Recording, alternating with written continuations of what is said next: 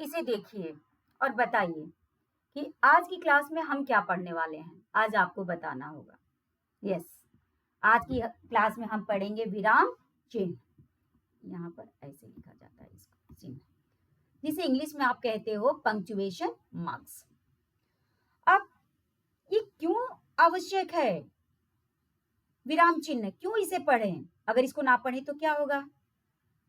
तो अगर आप इसे ना पढ़ोगे, अगर आप इसे नहीं जानोगे, अगर आप इसे नहीं सीखोगे, तो आप जो भी पैराग्राफ पढ़ोगे, जो भी पाठ पढ़ोगे, वो वहां पर आप उतार चढ़ाव नहीं कर पाओगे।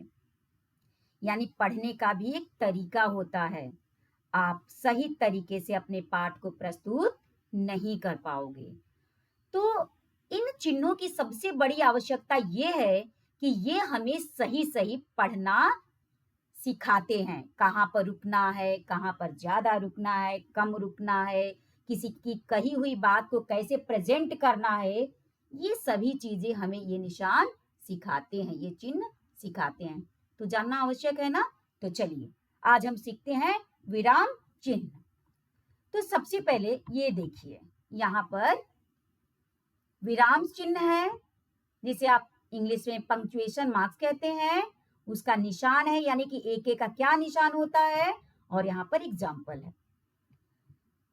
आपको पढ़ने में आसानी हो इसलिए मैं हिंदी और इंग्लिश दोनों में इसे लेकर आई हूँ। अब देखिए, पूर्ण विराम को आप इंग्लिश में कहते हो फुल स्टॉप। इसका निशान हिंदी में एक स्टैंडिंग लाइन होती है, और यहाँ पर एक आप जब डॉट लगाते हो तो उसे आप कहते हो फुल स्टॉप। जैसे कि इसका एग्जाम्पल देखिए, राम स्कूल गया। यहाँ पर आपने एक खड़ी पाई लगा दिया, स्टैंडिंग लाइन लगा दिया, तो ये हिंदी का हो गया। और जब आप इसी को राम वेंट टू स्कूल, यहाँ पर अगर ये लगा दिया तो ये हो गया आपका फुल स्टॉप इंग्लिश में।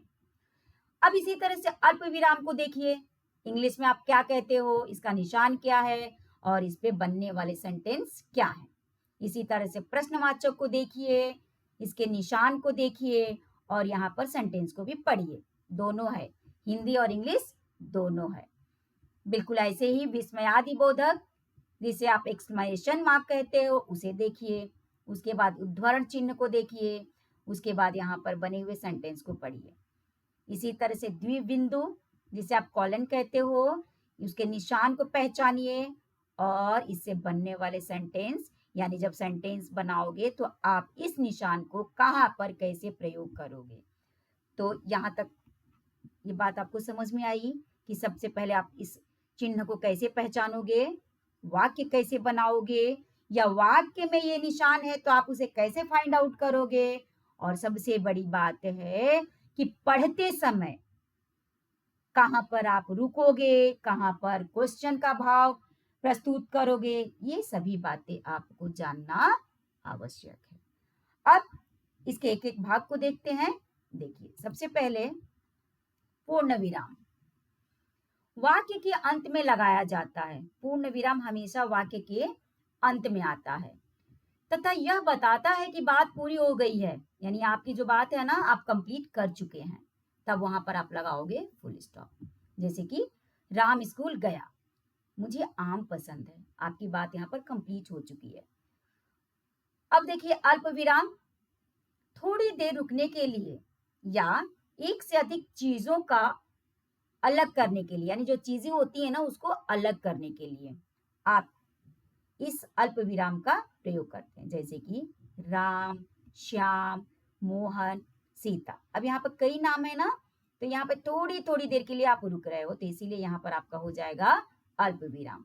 इसी तरह से प्रश्नवाचक को देखिए, जब कोई प्रश्न पूछा जाए, जब कोई प्रश्न पूछा जाए, जैसे कि तुम कहाँ जा रहे हो, तुम क्या कर रहे हो, तुम क्या खा रहे हो, तो यहाँ पर जो आपका चिन्ह आएगा वो होगा प्रश्नवाचक चिन्ह।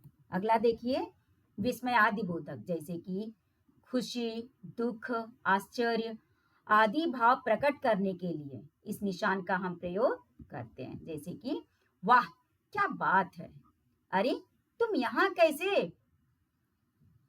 तो यहाँ पर आप विस्मयादिबोधक चिन्ह को देखें और समझें।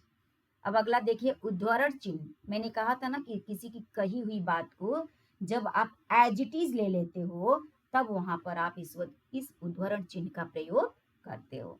जैसे कि शिक्षक ने कहा समय अमूल्य है, यानी कि ये जो आप यहाँ पर समय अमूल्य है इस वाक्य को लिए है ना, तो इसे किसी टीचर ने कहा है। तो किसी की कही हुई बात को जब आप अपने लिए प्रयोग करते हो, यानी कि अपनी लेखनी में प्रयोग करते हो उसका, तो आप वहां पे ये वाला निशान लगाते हो। उसके बाद 6वें नंबर पर है हमारा द्विबिंदु। किसी सूची या स्पष्टीकरण से पहले इसको हम लगाते हैं। जैसे कि यहाँ पर देखिए उदाहरण, मुझे ये फल पसंद है, आम, केला, सेब। तो समझे कि ये चिन्ह जो है क्यों आवश्यक है और इसे आप कैसे पहचानेंगे तथा कहाँ और कैसे इसे लिखेंगे, उतार चढ़ाव के साथ इसे पढ़ेंगे और वाक्यों में से इसे अलग करेंगे। हमेशा की तरह जब प्रश्न की बात आती है तो इस पे 2 तरह से प्रश्न पूछे जाते हैं। एक तो आपको वाक्य से इसे छांट कर लिखना होता है और इसका नाम बताना होता है, और एक कभी-कभी ये चिन्ह दिए जाते हैं और कहा जाता है कि इन चिन्हों का प्रयोग करते हुए आप वाक्य बनाइए। तो इसी तरह से इस पे प्रश्न पूछे जाते हैं। उम्मीद करती हूँ कि इस विराम चिन्ह को समझने में, पढ़ने में अब आप कोई गलती नहीं करेंगे। तो आज की क्लास में बस इतना ही। धन्यवाद।